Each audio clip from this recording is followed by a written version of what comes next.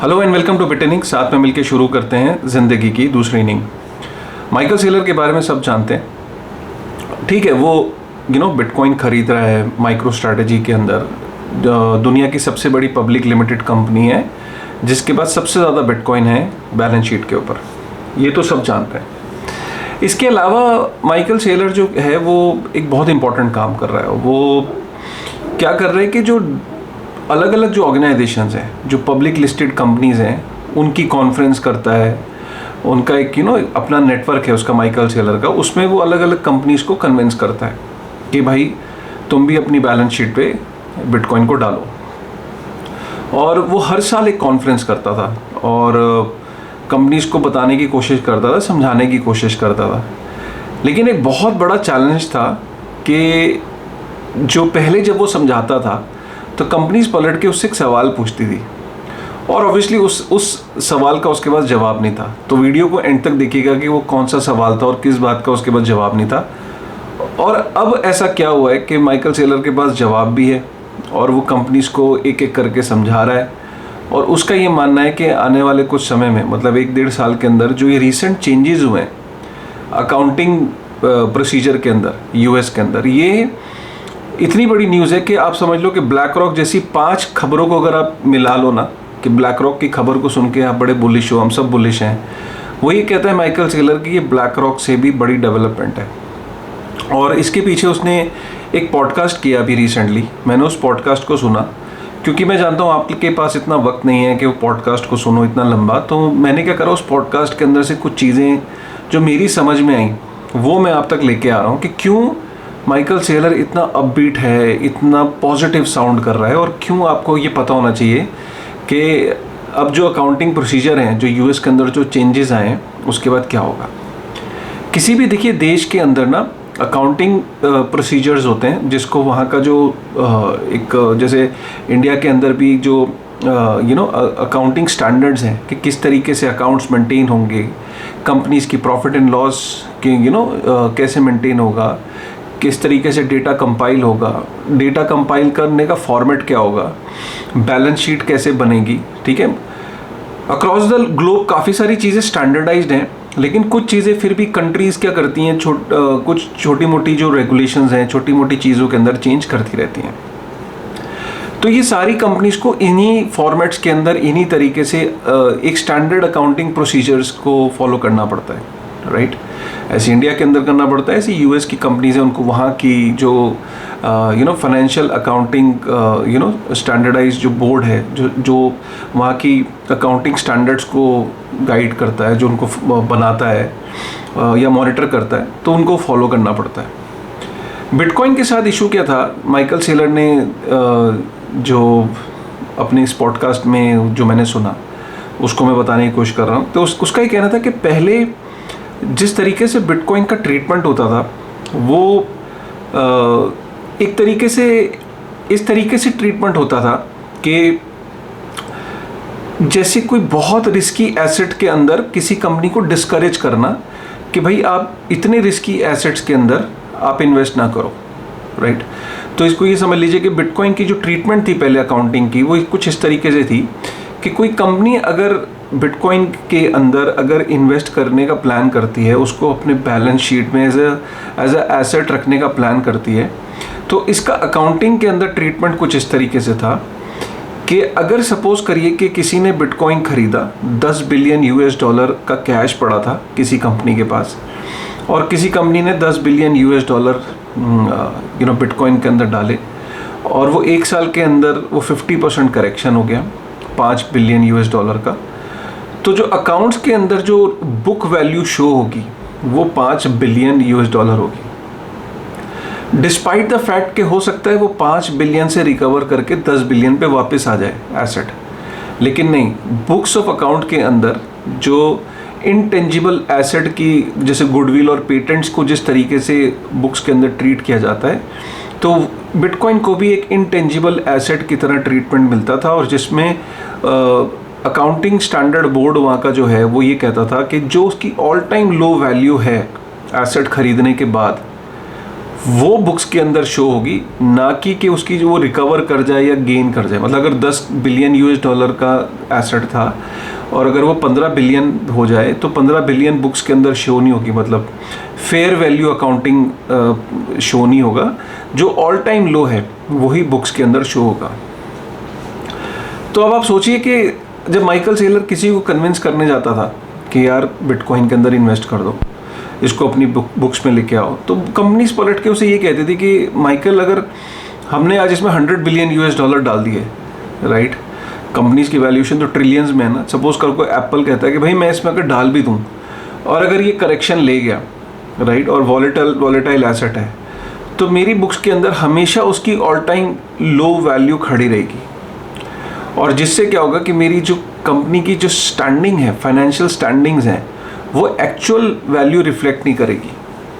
हमेशा ही उसकी वैल्यू जब एक एसेट की गिर गई और उसकी ऑल टाइम लो वैल्यू है वही शो करेगी, और जिससे मेरी कंपनी की फाइनेंशियल स्टैंडिंग्स, मेरी कंपनी की अर्निंग पर शेयर होल्डर्स की नज़र में, या कोई भी मेरी कंपनी की बैलेंस शीट को जब स्टडी करेगा तो बहुत ही कंफ्यूजिंग होगा। क्योंकि उसको तो वो तो बैलेंस शीट को देख के समझेगा कि कंपनी की जो एसेट्स हैं उनकी वैल्यू गिरी हुई है और कंपनी की जो स्टैंडिंग्स हैं, फाइनेंशियल स्टैंडिंग है, वो बहुत कमज़ोर है। तो ये एक ऐसी चीज़ थी कि जिसकी वजह से कंपनीज डर रही थी, तभी हमने देखा कि माइक्रो स्ट्रैटेजी, टेस्ला, ब्लॉक और जो पब्लिक लिस्टेड जो माइनर्स हैं वही बिटकॉइन को अपनी बैलेंस शीट में रख रहे थे, बाकी कोई नहीं रखता था। क्लियर हो गया यहाँ तक?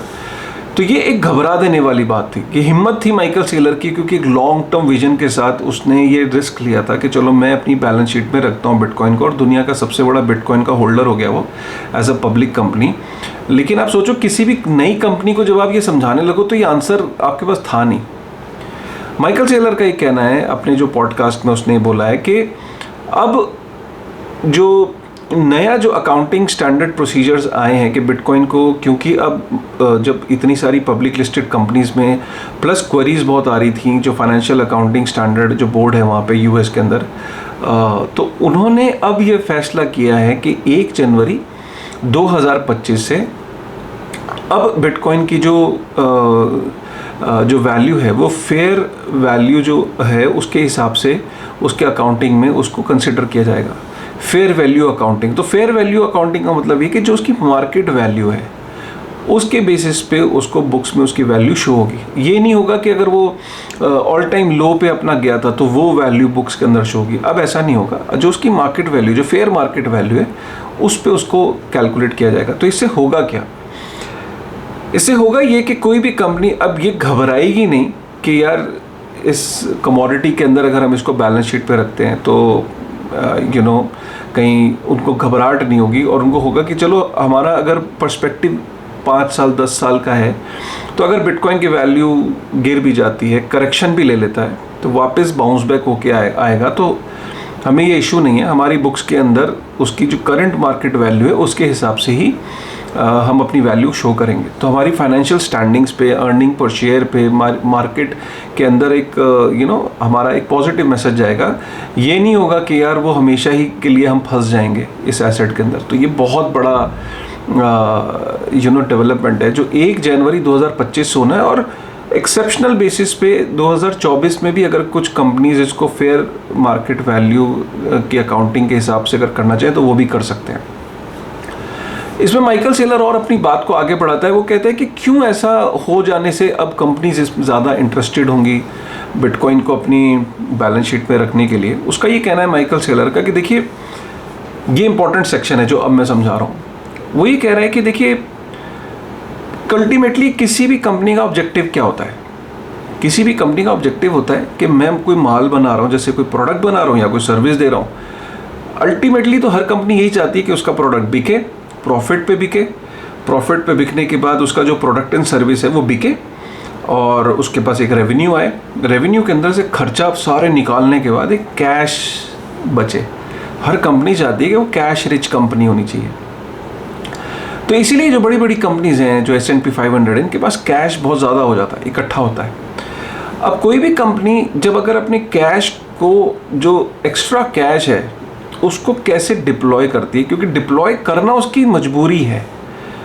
अगर सपोज कोई कंपनी है उसके पास 100 बिलियन यूएस डॉलर है, अगर वो 100 बिलियन यूएस डॉलर को उसके पास एक एक्स्ट्रा कैश है, अगर उसको वो डिप्लॉय नहीं करेगी तो क्योंकि जो मनी प्रिंटिंग है यूएस में वो 7% की है, तो 7% से मनी जो है वो डिबेस हो रही है, डिवैल्यू हो रही है।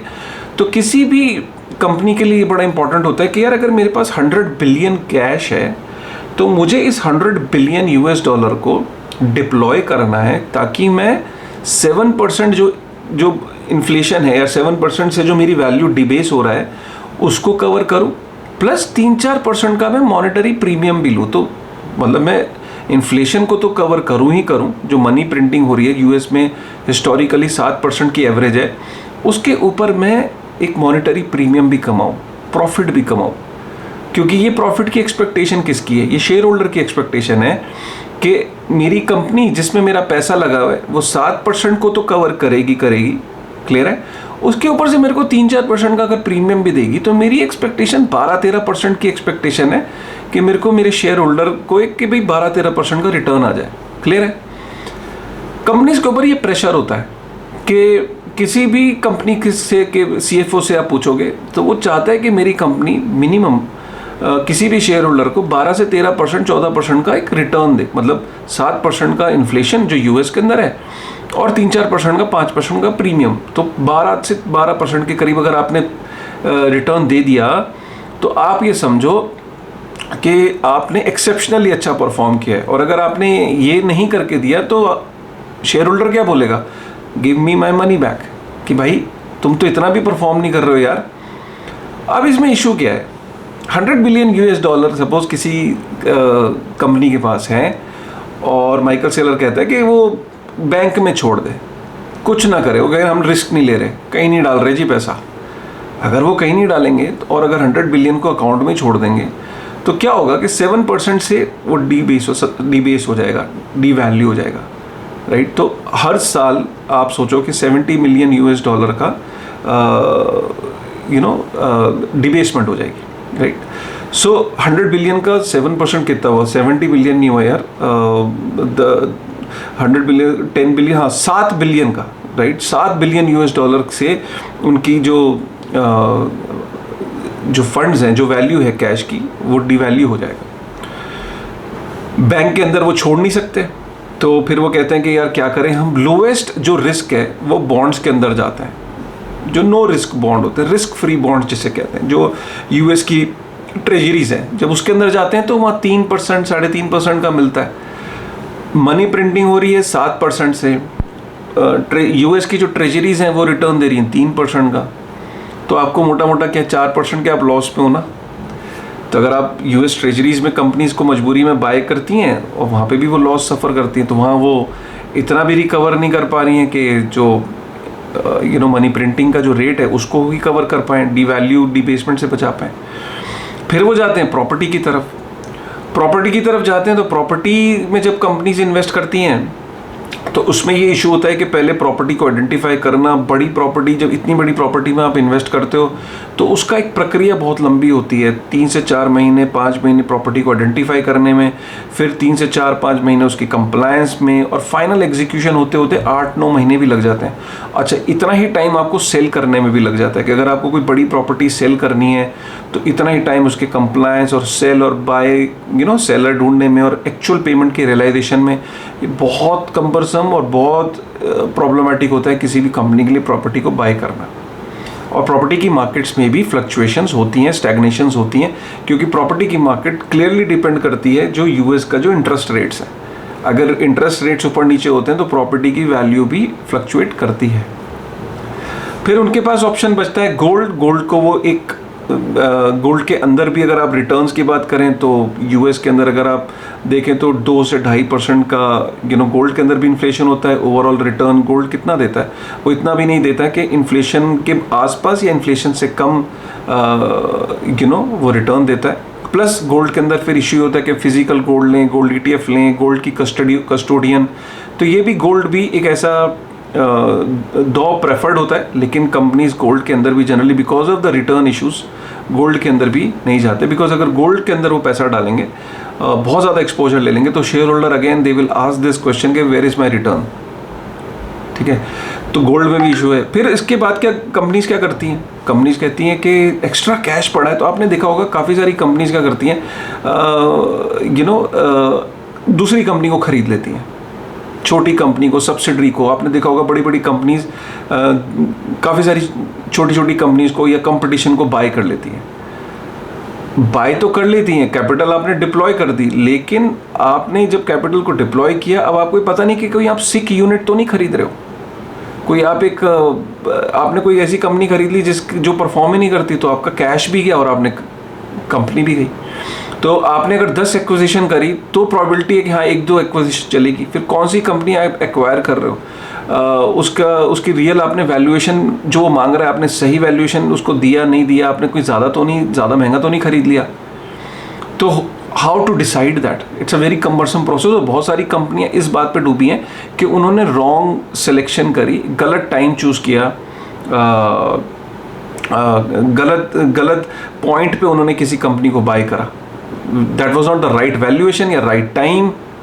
Many companies have fold because उन्होंने एक्स्ट्रावेगेंट, बहुत सारे ऐसे एग्जांपल हैं कि कंपनियों ने गलत कंपनियां खरीदी और फाइनली अपने कैश को भी बर्न कर लिया, और जिसको खरीदा वो कंपनी भी नहीं चली, और फाइनली जो कंपनी थी वो भी डूब गई।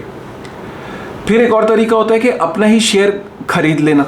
आपने इसीलिए देखा होगा कि बड़ी बड़ी कंपनीज के अंदर बहुत ज़्यादा डेट होता है, चाहे वो अमेरिका, चाहे वो एप्पल है। आप इनकी बैलेंस शीट को अगर देखोगे, despite being so cash rich, फिर भी इतने ज़्यादा डेट के अंदर क्यों होते हैं? क्योंकि डेट पीछे से सस्ता मिलता है, 3% पे डेट मिल रहा है, राइट, 3-3.5% पे अगर इनको डेट मिल रहा है, और आगे अपने ही शेयर को अगर जब ये बाय बैक कर लेते हैं, राइट, तो बायबैक करने से शेयर होल्डर को एक वैल्यू भी मिल जाती है, और एक 10-11% का अगर शेयर पे रिटर्न आ रहा है और पीछे से 3-4% पे डेट मिला, तो 5-6% का company ends up earning more, right. तो अपना शेयर बाय करने में भी फायदा होता है, शेयर होल्डर को भी वैल्यू मिलती है, अर्निंग पर शेयर बढ़ जाती है, प्लस पीछे से डेट सस्ता मिल रहा था तो मार्केट से अपने ही शेयर को खरीद लिया, पीछे इंटरेस्ट कम देना है और आगे यील्ड ज़्यादा है, तो इसलिए कंपनीज काफ़ी सारा डेट भी रेज करती हैं क्योंकि पीछे से चीप डेट है, राइट।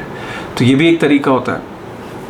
सो सेलर का ये कहना है कि ये जितने भी तरीके हैं जो कैश को डिप्लॉय करने के, इनमें बहुत ज़्यादा रिस्क होता है, और सबसे बड़ा रिस्क इस बात का है कि कंपनीज को कैश की ज़रूरत पड़ सकती है कभी भी, और जब पड़ती है तो कंपनीज के पास कैश नहीं होता। कंपनीज के पास अगर कैश होता है तो वो एसेट्स के अंदर होता है, उन एसेट्स को इमीडिएटली, वो लिक्विड एसेट्स नहीं होती, इसीलिए कंपनीज को कैश ना होने की वजह से, कैश अगर उनका रेवेन्यू किसी पर्टिकुलर साल पे ऊपर नीचे हो गया तो उनके पास कैश ही नहीं होता है सस्टेन करने के लिए। तो इस वजह से क्या होता है कि जब उनके पास सस्टेन करने के लिए कैश उनका डिप्लॉय हुआ है, सब जगह कैश होता नहीं है, उनको कैश पे रिटर्न, क्योंकि कैश को अगर सिंपल रखेंगे, क्योंकि हम गोल्ड स्टैंडर्ड में तो है नहीं, हम फियाट स्टैंडर्ड में कि आपकी जो मनी जो वैल्यूज है वो डिबेस हो रही है, तो ज़बरदस्ती कंपनीज को इन्वेस्ट करना पड़ता है। यही इंडिविजुअल पे भी लागू होता है कि इंडिविजुअल को भी इन्वेस्ट करना पड़ता है, और ये जब इतने रिस्क में इन्वेस्ट करते हैं और किसी एक पर्टिकुलर साल में अगर रेवेन्यू डाउन हो गया तो उनके पास कैश ही नहीं होता सर्वाइव करने के लिए। इसलिए बहुत बड़ा रीज़न जो कंपनीज के फेलियर का होता है वो यही होता है कि उनके पास कैश ही नहीं था। तो लिक्विड कैश का ये है कि माइकल सेलर का कहना है कि अब कंपनीज को पहली बार एक ऐसी कमोडिटी के अंदर इन्वेस्ट करने का मौका मिल रहा है जो कि हाईली लिक्विड है, राइट, हाईली लिक्विड है, और कोई उसके अंदर एक सेंट्रल एंटिटी नहीं है जो उसकी सप्लाई को कम कर देगी, बढ़ा देगी। एक सर्टेनिटी के साथ उसका एक सप्लाई का पैटर्न है, फिक्स्ड सप्लाई है, डिफ्लेशनरी है, और सबसे बड़ी बात है सिक्योर है, कमोडिटी है, अब रेगुलेटर भी उसको अलाउ कर रहा है, और सबसे बड़ी बात है हाईली लिक्विड है, जब चाहेंगे तब बेच देंगे, राइट। सो और दूसरी सबसे बड़ी बात कि अब उसकी जो फेयर मार्केट वैल्यू अकाउंटिंग उसके ऊपर लागू हो गई है कि अब हमें ये डर नहीं कि अगर हम इस एसेट के अंदर को बाय करेंगे या इस कमोडिटी को अपनी बैलेंस शीट पे रखेंगे तो ऑल टाइम लो पे हमें हमेशा के लिए हम अपनी बुक्स के अंदर शो करेंगे, नहीं, अब जो भी उसकी फेयर मार्केट वैल्यू उस पर हम उसे शो करेंगे। तो अब वो वाला रिस्क भी चला गया। और एक और चीज़ मैं आपको यहाँ बताना चाहता हूँ कि कंपनीज के पास जब कैश होता है तो उनके पास एक और ऑप्शन होता है दूसरी कंपनीज की शेयर्स और सिक्योरिटीज़ में इन्वेस्ट करने का। लेकिन SEC ने यूएस के अंदर आप एक पर्टिकुलर परसेंटेज से ऊपर अगर अपने कैश को सिक्योरिटीज़ में रखते हो तो आप जो है वो एक फाइनेंशियल कंपनी की तरह माने जाते हो, एक ETF की तरह माने जाते हो, तो आपके ऊपर जो और डिफरेंट तरीके के रेगुलेशंस लग जाते हैं। तो आप एक पर्टिकुलर लिमिट से ऊपर कैश को सिक्योरिटीज़ के अंदर डिप्लॉय नहीं कर सकते, और जब आप किसी दूसरे की सिक्योरिटीज़ में कर रहे हो तो वो भी तो रिस्क है, ठीक है। सो इसलिए माइकल सेलर का कहना है कि कंपनीज एक्चुअल में सोल्यूशन ढूंढ रही थी कि वो अपने कैश को डिप्लॉय कहाँ करें। बिटकॉइन उनको दिखता था, लेकिन वो डरते थे कि अगर ऑल टाइम लो अगर चला गया तो क्या होगा। अब उस चीज़ से उनको क्लैरिटी मिल गई।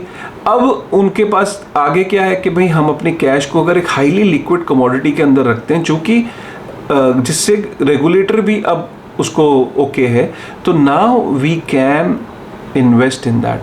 And this is what Michael Saylor का कहना है कि ये ब्लैक रॉक जैसी 10 खबरों से भी बड़ी खबर है जिसके ऊपर ध्यान नहीं जा रहा है लोगों का।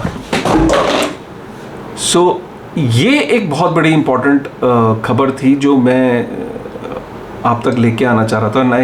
आई wanted to make you feel, make you understand that what is the importance of this news. Ideally तो आपको माइकल सेलर का पूरा वो पॉडकास्ट देखना चाहिए, मैं डिस्क्रिप्शन में डाल देता हूँ, निक भाटिया के साथ है 1.5 घंटे का। बट मैंने यहाँ पे 20-22 मिनट के अंदर आपको समझाने की कोशिश करी कि क्या वो कहना चाह रहा था, और मुझे सुन के बड़ी इंस्पिरेशन मिली कि यार कितनी अंडरस्टैंडिंग है कि इन खबरों के बारे में ना कोई बात नहीं करता है। मतलब आप यूट्यूब पे जाएंगे, आपको ये कंटेंट, आपको ये अभी तक इतनी डेप्थ में आपको समझाने की कोशिश नहीं की होगी। मैंने आज आपको पूरा एनालिसिस करके 22 मिनट में समझाने की कोशिश की कि कितनी बड़ी न्यूज़ है। अगर आपको ये पसंद आया कंटेंट, अगर आपको ये एनालिसिस पसंद आई, मानता हूँ कि मैंने आपके 22 मिनट लिए ये चीज़ समझाने में, लेकिन ये बड़े इंपॉर्टेंट 22 मिनट है, आपको कॉन्फिडेंस देते हैं कि अच्छा ये है वो चीज़। प्लीज़ यार लाइक करेगा, सब्सक्राइब करेगा, कमेंट तो कर दीजिए कि आपको ये कैसा लगा कंटेंट, ठीक है। चलिए मिलते हैं एक और वीडियो में। हम मिलेंगे अगले वीडियो में। पॉलिसी हेड है कॉइनडेस्क के अमितोज। तो अमितोज मुझे टोकन 2049 में मिले। उनको जितनी नॉलेज है ना रेगुलेशंस पे, फिनोमिनल है। वो वीडियो आपको अच्छा लगेगा। वेब3 की दुनिया में थर्सडे को रात को 8 बजे यूट्यूब चैनल पे लाइव, ये जो थर्सडे है मतलब कल 8 बजे यूट्यूब पे लाइव मिलेंगे, ठीक है। चलिए with this thought, thank you very much, और कमेंट ज़रूर करना, ठीक है। Thank you.